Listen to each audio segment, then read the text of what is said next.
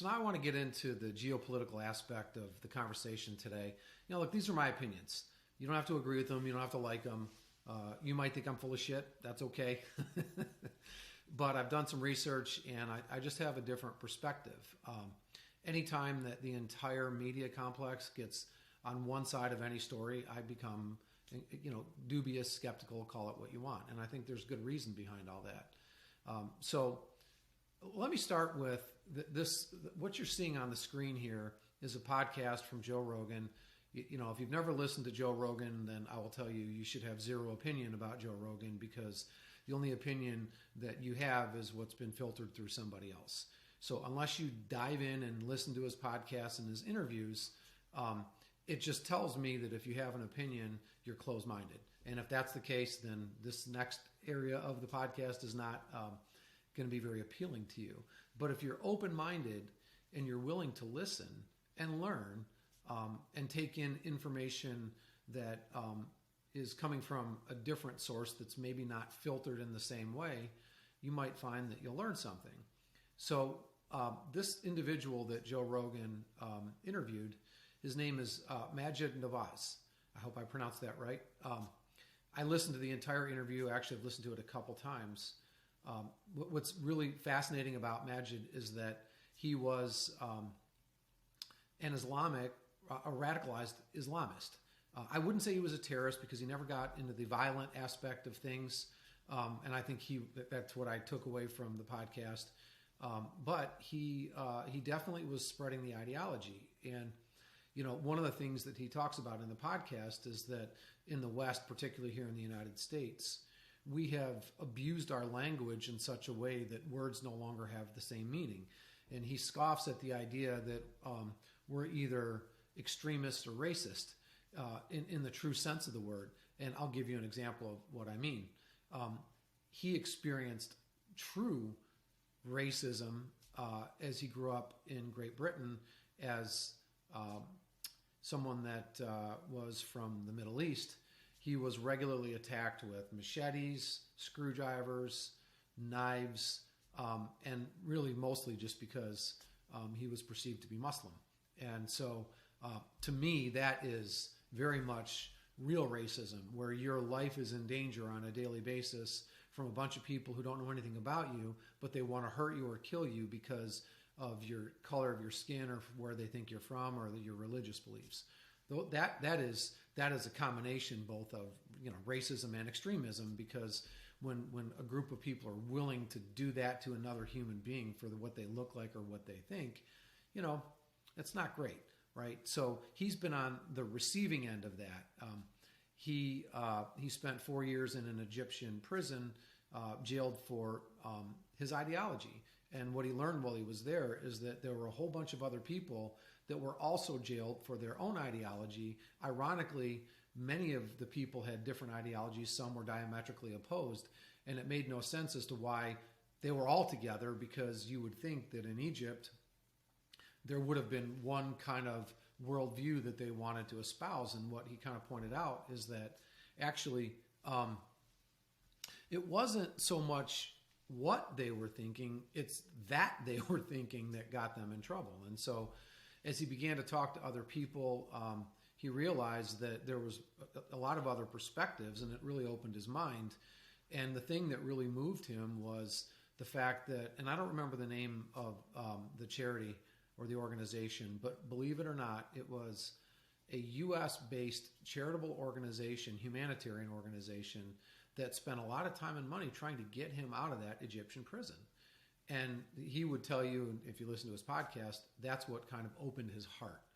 He thought, I've just spent the bulk of my adult life hating your way of life, trying to destroy your way of life, and here you are trying to help me. Why? Right? It just didn't make sense, and I think he had to struggle with that. So he's since become a reformed ideologue, I suppose, and now he's an activist trying to, I would say he's an advocate for the human race. I think that's the best way to describe him. And so one of the things that he talked about on the Rogan podcast that I think is really important, and I think we've all been victim of this, but it's this attempt to control our minds through media and social media. And I'm going to play a little excerpt because I want you to hear it from his mouth, because he's got a particular background in this area. But what he'll tell you, and we're about to cover, is there's been a military level psychological operation that's been engaged to, we'll call it, to advocate compliance as it relates to COVID and maybe some other things. So they're trying to get ahead of the curve and admit that they did it. Now, here's another interesting one, right? So there's an MP in the Parliament, in the British Parliament. His name's Tobias Ellwood. He's a Conservative MP. Now, on his own Twitter page, he announces, I'll just read it for you. No point Googling this, I'll just read it for you. On his own, he's got a Twitter page. He announces, delighted to be promoted to Lieutenant Colonel as a reservist in the 77 Brigade. An honour to continue serving Her Majesty's Armed Forces, the most professional in the world, right? What's the 77 Brigade? Well, you go to their website and they tell you what they are. Groups within 77 Brigade, and I'll just read a bit here for you. This is on their own website, yeah? Digital Operations Group provide a specialist capability to deliver influence activity and products across a broad range of communications channels. Web Ops Team. The Web Ops Team collects information and understands audience sentiment in the virtual domain. Right? With the extent OSINT, that's open source intelligence, policy framework, they may engage with audiences in order to influence perceptions to support operational outcomes. Now, the question is here, you've got a British MPs involved in a military PSYOPs unit called the 77th. Now I'm going to tell you something about Twitter, because we mentioned Twitter, yeah? This is an article in the Middle East Eye.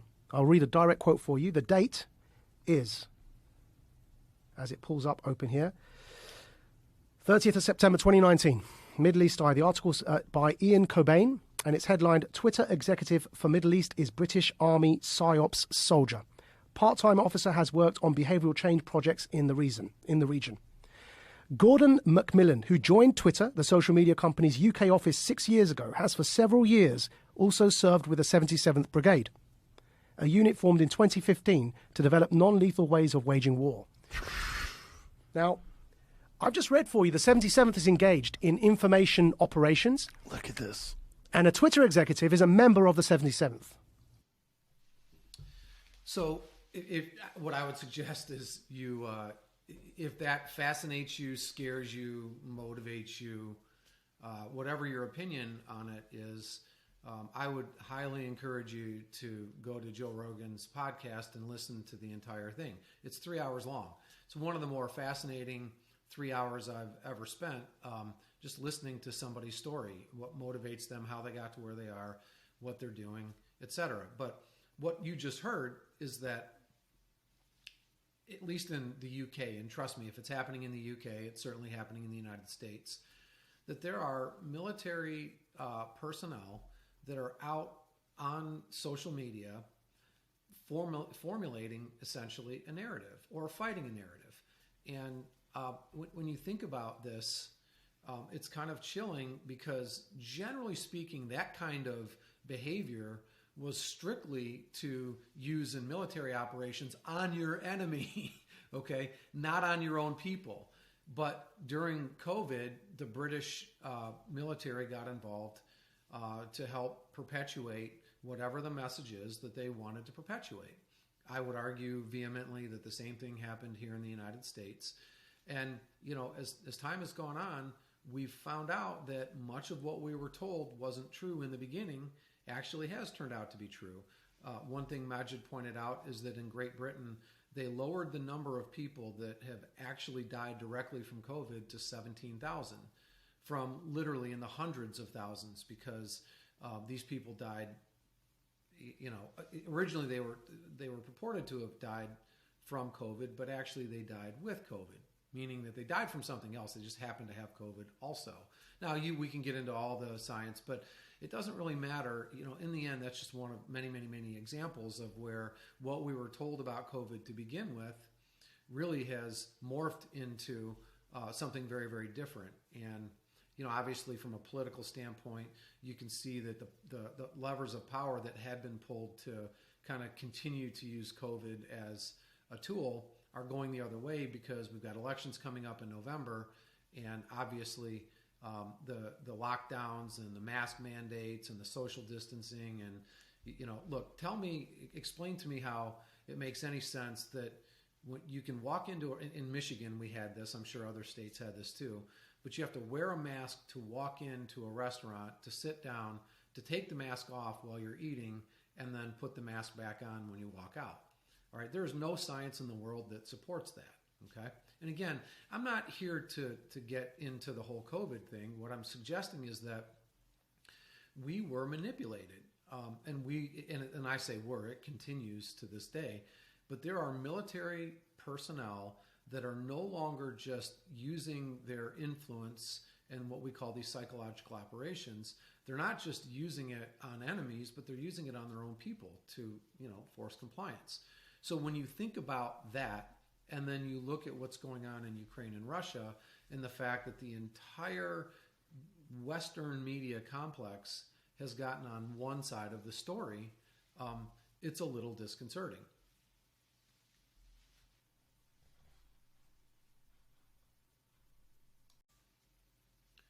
So we keep hearing the narrative that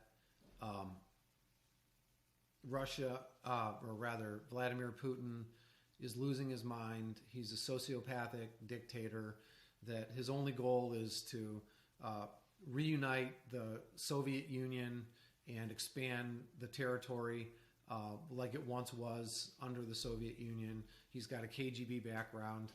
And there's just a lot, right? And any really sentiment that doesn't line up exclusively with this idea that Russia has no business being in Ukraine, they went in there unprovoked, that Zelensky is this hero, and all of the narrative that goes around with it, it's like, well, if those facts are so solid, then why is any kind of intellectual debate or any kind of discussion around Russia and Ukraine shot down? It's not even.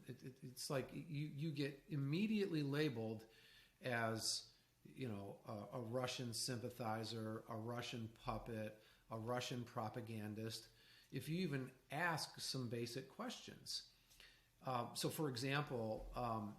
I follow a gentleman by the name of Robert Barnes. His Twitter handle is @Barnes_law. High-profile attorney, some really, really big wins for celebrities that were fighting the IRS or other things. And so I think he's become, I guess you'd say he's independently wealthy. But what I've learned about him is that he is very savvy politically, that he's an incredible historian, understands this historic moment that we're in, which I think is the culmination of this existential fight between the globalist elite and populists. And so the narrative that Putin is this sociopathic warmonger who wants to reunite the Soviet Union and really has got his fingers hovering over the nuclear button. That's a story. A lot of people believe it to be true, but you don't become worth personally $200 billion if you're not a strategic thinker.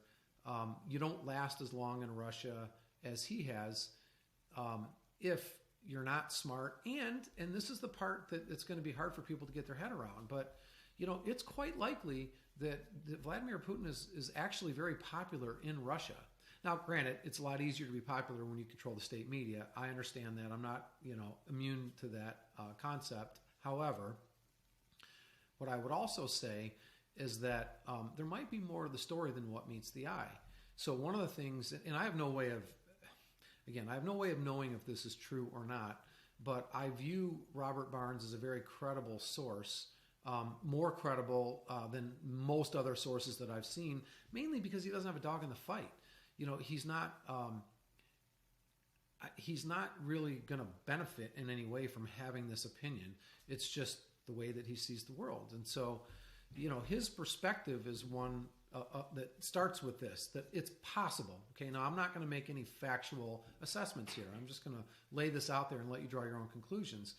But it's possible that actually Vladimir Putin is more of a populist, that he actually loves his country, and that his plan is to do the opposite of what the Western media complex suggests, which is actually to decouple from the rest of the world, rather than taking on more land through Ukraine and then into Poland and wherever else that he might be perceived to want to go. In fact, he actually wants to close the borders and protect his country from the Western world, from the Western ideology. I mean, let's face it. Here in the United States, for example, we've gone down this woke path, and corporations have melded with the government to do the government's work. And so when you think about this, corporations are able to get away with things that governments can't. For example, if you followed the Canadian trucker situation over the vaccine mandates, you know that the internet-based company GoFundMe, which is widely known for crowdfunding donations and the distributing the money to the recipients of the intended donations.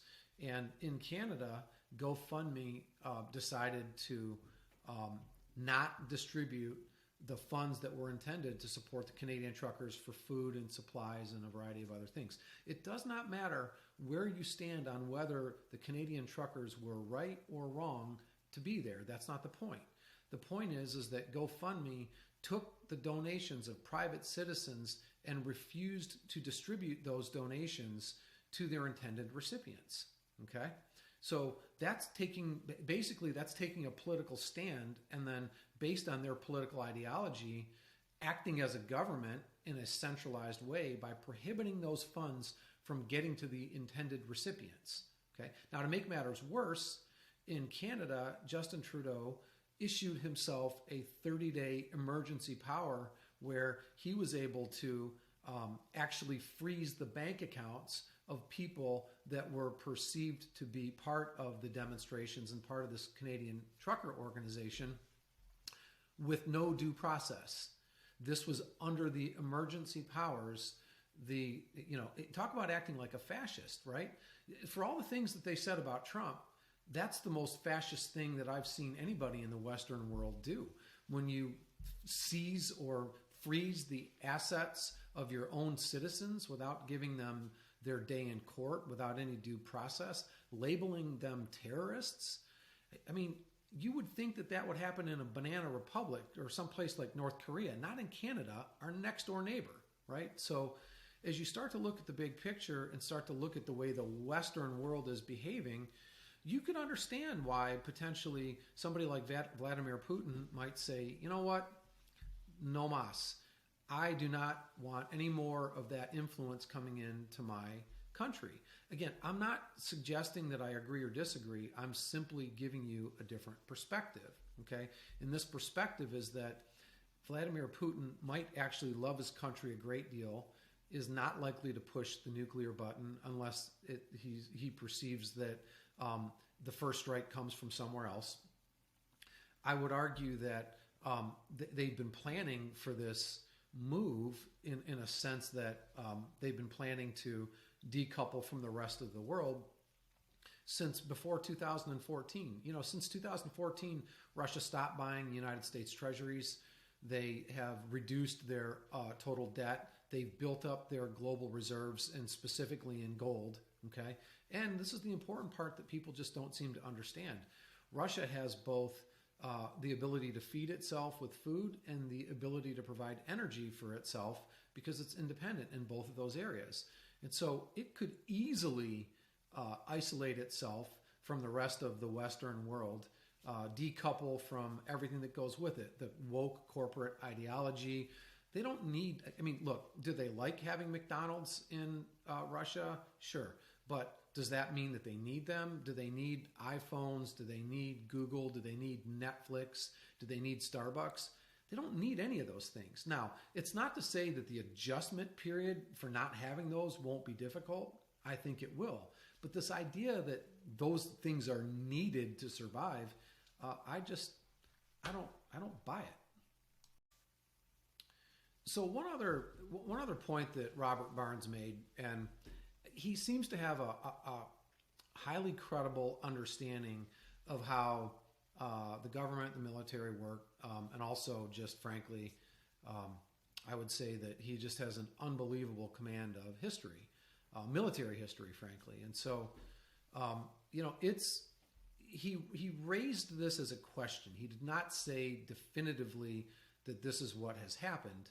However, there is some credible evidence to suggest that military intelligence from Russia intercepted information that led them to believe that there was going to be an attack actually coming out of Ukraine into the city of Donbass, where there has been ongoing attacks, by the way. And again, this is something that the mainstream media does not talk about. But there were ongoing, repeated, and regular attacks by these quote-unquote Nazis, these Azov group coming out of Ukraine, going into Donbass and committing atrocities. And Putin was, well, let's say their military was made aware that there was another attack coming, and so as a result, they got ahead of it and actually started their own, what they'll call military operation, or their special military operation. Okay, so the Western world has done their best to do two things: to point out that Zelensky somehow is Jewish and that there is no such thing as neo-Nazis in Russia. Okay, well, what's really funny is here in the United States, throughout the entire election process, we have been convinced that there are white nationalist neo-Nazis all over the place in the form of Trump supporters wearing MAGA hats. Okay, and again, if you go back to Majid Nabaz and what he talked about, that the language in the United States has been used essentially to, it's been weaponized, right? And we're now calling anybody that has a different way of thinking neo-Nazis, white nationalists, etc. Okay, and yet, why is it then, if it's supposedly pervasive in the United States, that it's impossible to imagine that anything like that could actually exist in Ukraine? And more specifically, this is a group of, they're not, the way that Mr. Barnes described it, and I find this to be credible, is that these people are less ideologues, they're more sociopaths that have been programmed over the last 5 or 10 years with a certain predisposition to not like the Russians. They've been, obviously, if you listen to the ways, again, and if you listen to the Rogan podcast about the different ways that through social media, and a variety of other ways, we can radicalize people, or in this case, we can at least conduct a psychological operation to begin to formulate an opinion. Now, for example, I mean, if you look at what's happening in the United States right now, I mean, you talk to the average person, they'll tell you that Volodymyr Zelensky is a hero.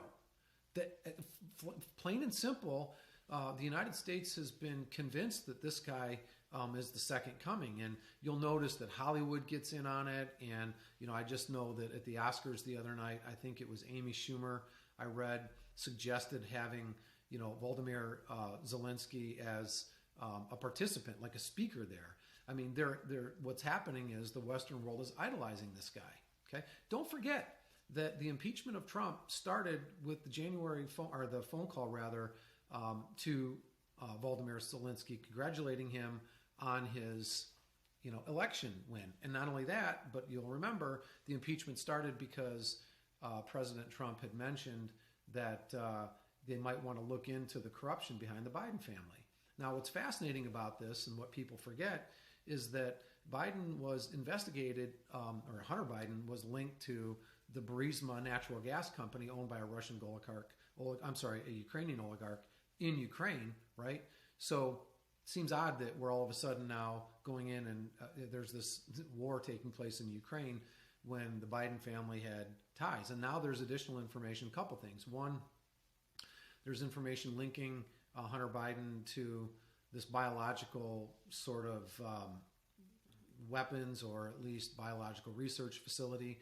And whether that's any of that's true or not, it doesn't really matter. I think that the next extension of this is that if you go back and look at the whole Hunter Biden laptop, well, now it's, the whole media complex got behind this idea that that it was Russian disinformation. And there are plenty of videos that show probably 50 different media personalities all parroting essentially the same narrative, right? Again, when the entire media complex gets on one side of the story, it leads you to at least be skeptical. It leads me to be very skeptical. And so I don't think it's inconceivable, number one, that there are, I think it's very likely and real that there are actual neo-Nazis as part of the military in Ukraine. Again, I don't think they're ideologues. I think they're more sociopaths, but they're in it for the fight, and they're easily manipulated, and they're paid, and they're supported. So I think that's quite possible that that's what initiated this. And I think when you listen to Putin talk, there's a lot of discussion around getting rid of these Nazis, and yet everyone says it's hogwash. But when you look at all of these other inconsistencies and this rush to support Zelensky in Ukraine, it just begs the question, why? What is it about that area that is so important to the United States' national interests? This isn't just a humanitarian story, because there are other places all over the world where there are much far worse humanitarian atrocities that are taking place that we have no interest in, zero interest in. And I wouldn't believe this narrative either that Ukraine is winning the war. I don't think it's likely that they are. I think that Russia is more likely to just be taking their time. They never thought or intended for this to be over in a matter of a few days. And if you look at Putin's stated objectives, he wants to reclaim certain cities, get rid of NATO, and put a more out of Ukraine, doesn't want Ukraine being part of NATO, doesn't want any NATO weapons pointing at Russia from inside Ukraine, and that he wants to put a more neutral government in place. And whether or not you agree with those, the question becomes, what happens if, in fact, he gets what he is asking for? So this all leads to the, to the impasse here, which is the Western narrative is, and I call it Western narrative. I understand I live in the United States, and so to that degree,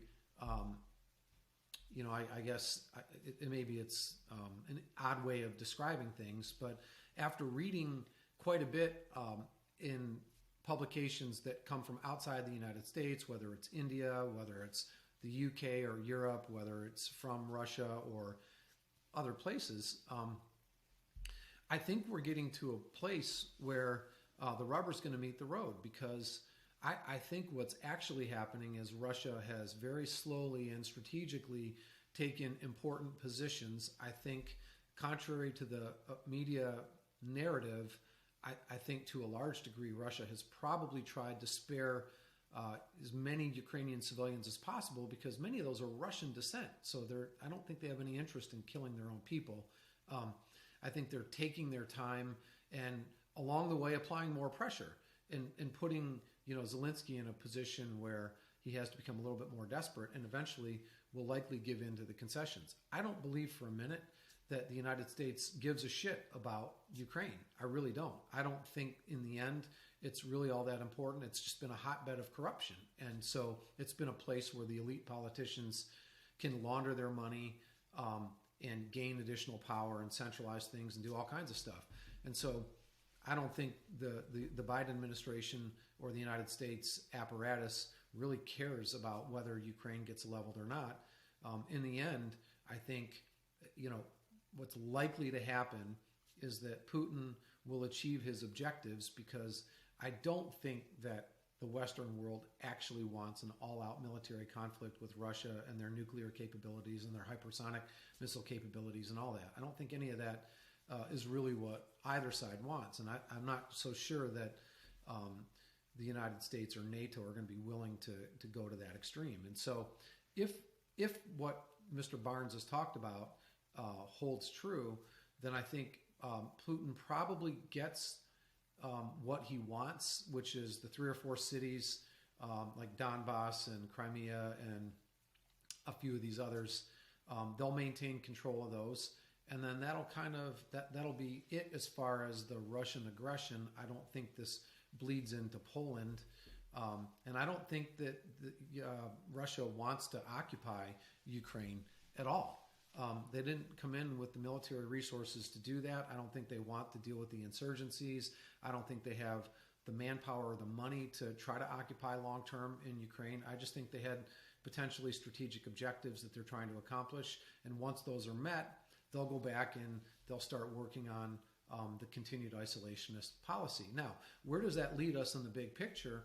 Well, it's fascinating because there will be different trade alliances. And it looks like, at least for now, Russia, China, Iran, Saudi Arabia, and maybe India, maybe Brazil, and some other countries, they'll form their own trading partnership. And I think it's possible that the United States will form more strategic trading alliances with Canada, Mexico, and then further down into Central and maybe into South America. And then from that standpoint, the world will get broken up into these different regions. It won't be so much a unipolar situation as it will be multipolar potentially. I mean, there's so many big picture outcomes that could happen as a result of this. It's nearly impossible to handicap. I do think, though, that we are moving towards a deglobalized economic financial system. And I think in part that could be exactly what Russia and China wanted. They would love to see long-term the United States dollar removed as the world's reserve currency, because it has funded our massive accumulation of wealth over time. And so it makes it easier for to kind of reduce the United States' influence and power if they have less money. So it's not inconceivable that this could all be part of a larger military strategy on top of this. And lastly, I guess in this conversation, I want to go and talk about how this all leads to a potential central bank digital currency.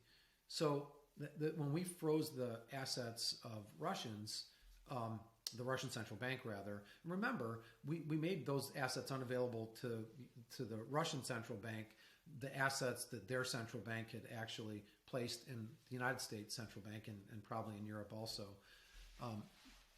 So, that's a massive move, and I think on February 26, 2022, the world's financial system changed forever. Look, in addition to freezing of the global central bank assets, understand that in France, the French government seized the personal yacht of someone they perceived to be a Russian oligarch. Okay, a private citizen of Russia. Yeah, maybe there's connections to the government, maybe not, but it's not Putin, right? So they actually stole the yacht of a Russian oligarch with no due process, no court hearings, no ability to present their own case or to prove that they're not linked and any of this stuff, right? And just in Switzerland, they just did the same thing. They seized the estate of a Russian oligarch. So effectively what's happening is countries to take a moral stand are now essentially abandoning the rule of law and abandoning, trade laws and practices that have been in force for decades, if not centuries. And so that's a terrible precedent to set. And I think it's showing the desperation of this globalist elite regime, because I think to some degree they recognize that they are losing power. And I think Putin is a populist, and he's pushing the envelope. He's kind of forcing the hand and revealing the lengths to which the globalist regime is willing to go to protect their establishment. And so if you think about the next step here, it's very conceivable that digital central bank currencies would be a way to control people. It's programmable money. So the central banks can provide incentives for people to spend money or disincentives. They can, in China, they're already experimenting with the social credit system. Look at what happened in Canada. I mean, basically, they instituted their own social credit system. The combination of GoFundMe and the Canadian government banded together to freeze the assets of people that had different political views than they did. Think about that. That's really what that boiled down to. the Canadian government and GoFundMe decided that their views superseded everyone else's, and they instituted policies that actually confiscated or froze the assets of their own citizens in the case of the Canadian government, and in the case of GoFundMe, their own customers. Their own political views superseded those of their own customers. And so these are just examples of how individual citizens' rights are being trampled all over the world. And this is just the beginning. I mean, you could go back and look at the same thing. Look at what happened here in Michigan with the mask mandates. Again, I talked about going into a restaurant and having to wear a mask to your table, but then take it off to eat. Look, if you're contagious and you take your mask off, eating doesn't prevent the virus from spreading, right? That made no sense. Or being able to go into Home Depot and walk into certain aisles, but not into others. Leaving the restaurant in Costco open, but then not letting restaurants outside of Costco stay in business, except for carryout or delivery only. I mean, just you look at the trampling of rights that have taken place across the board, and it's not difficult to imagine how a central bank digital currency could give these global elites the last leg of power. They already control the media. They already control social media, right? So the most important element of this would be to control the currency. So from my standpoint, and why this is important, is that I want to talk about this because I think going forward, as you evaluate your own political decisions, one of the questions that has to come up is, where does any political candidate stand on central bank digital currencies? Because it is the tool by which they will control everything. They'll be able, look at Mike Lindell. Again, another good example. A private bank debanked Mike Lindell, basically telling him to take his money and go somewhere else. The bank no longer wants to do business with Mike Lindell because they view him as a reputational risk. Okay? Well, so now banks are that particular bank is in the business of evaluating somebody else's political views and then constituting that as a risk. Well, the reason it's a risk is because this is the woke ideology where we've got this cancel culture where this group of people acts like a swarm of bees and goes in attack mode to try to cancel or destroy people's businesses, their careers, their livelihoods, all that kind of stuff. This is sort of the world we live in. And again, you can kind of understand now why Vladimir Putin might want to say thanks, but no thanks. I don't want any part of that. And there's more to it, actually. There's more to it. So I've got one more kind of piece on this, and then we'll wrap it up. So as we just think about the digital currency concept, what becomes important is that we have the second layer of digital currency available to us that's decentralized, not part of any sovereign nation or any state entity, but completely disconnected from that kind of centralized power. Now, right now, what I'm referring to is some form of decentralized cryptocurrency, and it doesn't matter which one.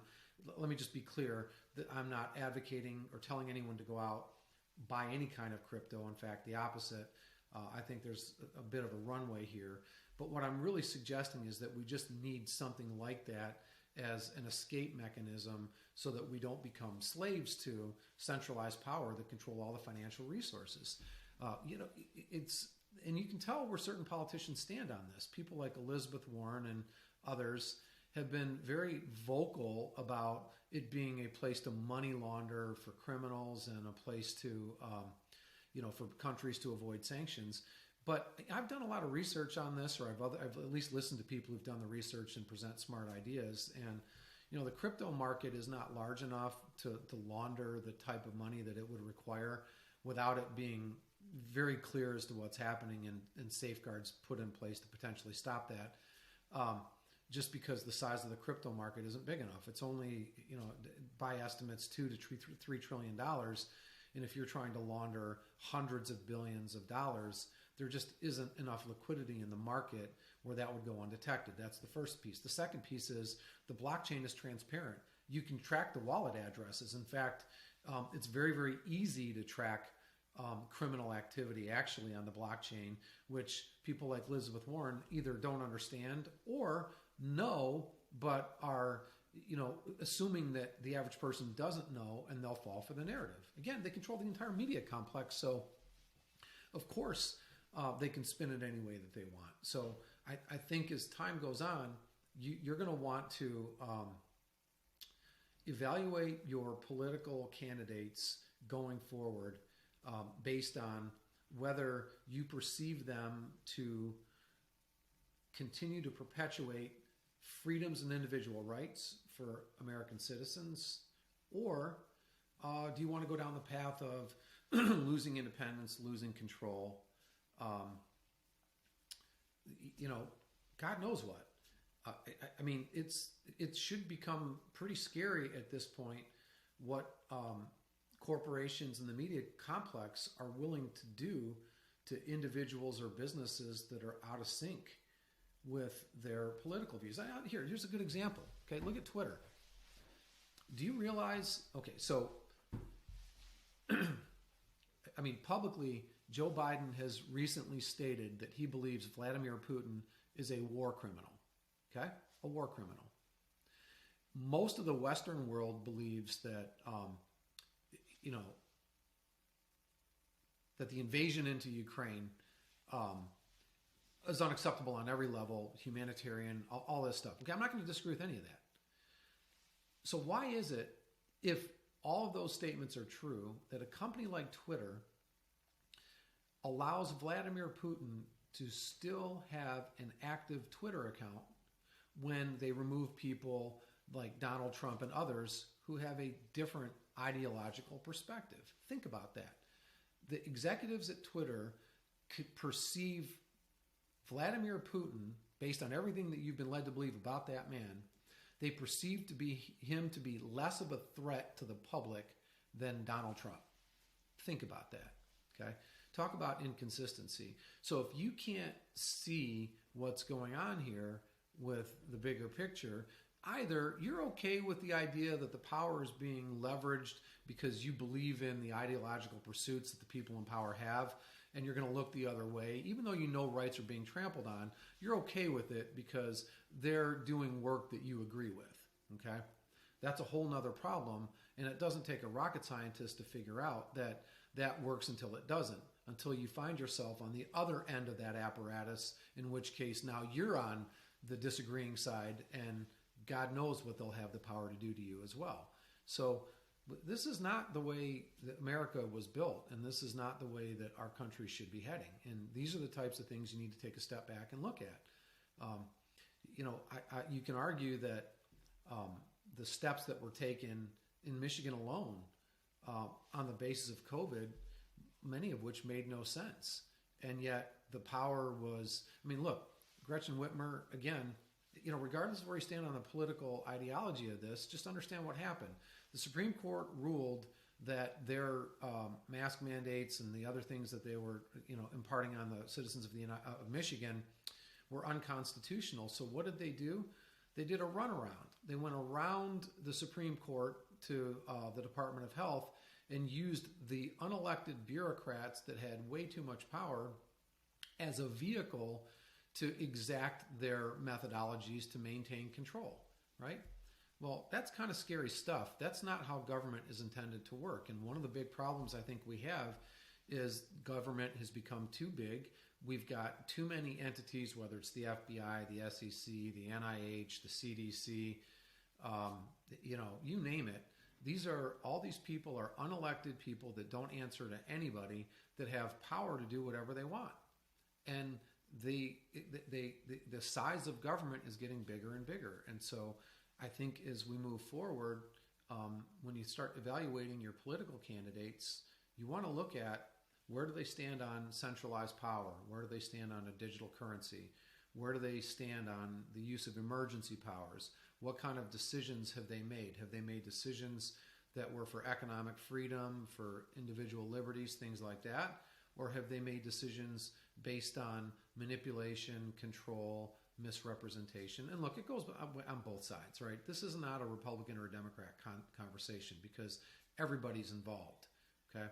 But I think we're hitting a crossroads here And if we don't start looking at what's going on and doing something about it, we're going to get stuck someplace that we're not going to like, and it'll be too late. So that's going to wrap up my monologue for this week. I really enjoyed the chat. Thanks for hanging in there with me. These are going to come around once in a while.